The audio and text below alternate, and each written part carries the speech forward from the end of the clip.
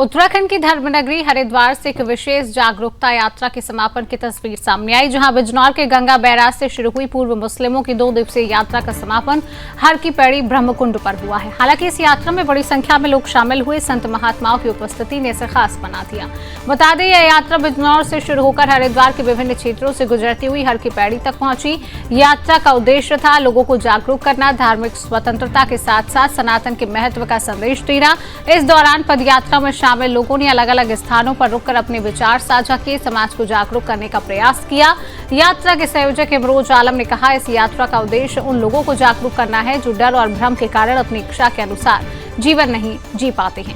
उन्होंने कहा, कई लोग इस डर में रहते हैं कि धर्म परिवर्तन करने पर उन्हें नुकसान पहुंचाया जाएगा। ऐसे में यह यात्रा लोगों को उस डर से बाहर निकालने का प्रयास है। यह यात्रा लोगों को जागरूक करने के लिए निकाली गई है, ताकि जो लोग डर और भ्रम में जी रहे हैं वो उससे बाहर निकल सके, अपनी इच्छा से जीवन जी सके। वहीं संत राम विशाल दास महाराज ने भी इस यात्रा के उद्देश्य को स्पष्ट करते हुए कहा कि हर व्यक्ति को अपने विवेक के अनुसार धर्म अपनाने की स्वतंत्रता होनी चाहिए।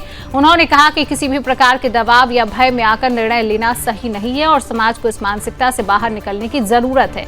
यात्रा के समापन के दौरान हर की पैड़ी पर श्रद्धालुओं ने मां गंगा का आशीर्वाद लिया, धार्मिक अनुष्ठान किए।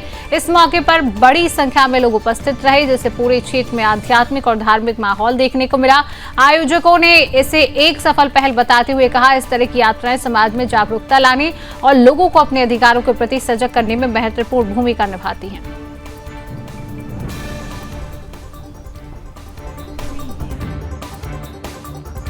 भाई साहब, इस यात्रा का कुल मिला के उद्देश्य मानवता है, राष्ट्र है। और राष्ट्र नहीं बल्कि हमने तो बात कही थी, यात्रा भारत के लिए भी नहीं, मानवता के लिए नहीं, संपूर्ण कल्याण के लिए है, संपूर्ण जगत के लिए है। जन जन तक मैसेज जाए कि इस्लाम क्या चीज है और लोग बाहर आ रहे हैं। जल थल और गगन, हर प्राणी के ऊपर हम दया करने वाले, सहानुभूति करने वाले, प्रेम भाव रखने वाले हम ऐसे बने। इस यात्रा का उद्देश्य रहा। और कुल मिला के हमारी मांग एक ही मांग, आगे हाथ जोड़ के, जो इस्लाम छोड़ देते हैं, जो मुर्तद हो जाते हैं, तुम उनसे जीने का अधिकार मत छीनो, उन्हें उनका कत्लो किताल छोड़ दो, फिर हमें कोई दिक्कत नहीं। फिर मैं इस्लाम के बारे में कुछ भी नहीं बोलूंगा। जो मुर्तद की सजा सरपंच से जुदा, ये निकलवा दो आप। कुरान की ये सूरह तौबा की 23वीं आयत कह रही है, जो इस्लाम को छोड़ दे उसके घर वाले सगे रिश्तेदार भी उससे दोस्ती ना रखे, वरना वो जालिम है।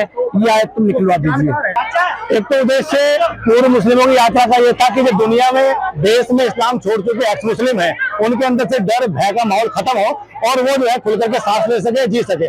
बीजों से चली यात्रा धर की पौड़ी पहुंची है। हमने उनका सत्कार किया, आदर किया, सम्मान किया, क्योंकि उन्होंने सनातन धर्म में घर वापसी की है। ऐसे सैकड़ों एक्स मुस्लिम इस यात्रा में निकले हैं और उत्तर प्रदेश की सरकार, उत्तराखंड की सरकार ने उनको पूर्ण सुरक्षा दी है। तो ये डर और भय अपने आप छोटे खत्म हो जाएगा।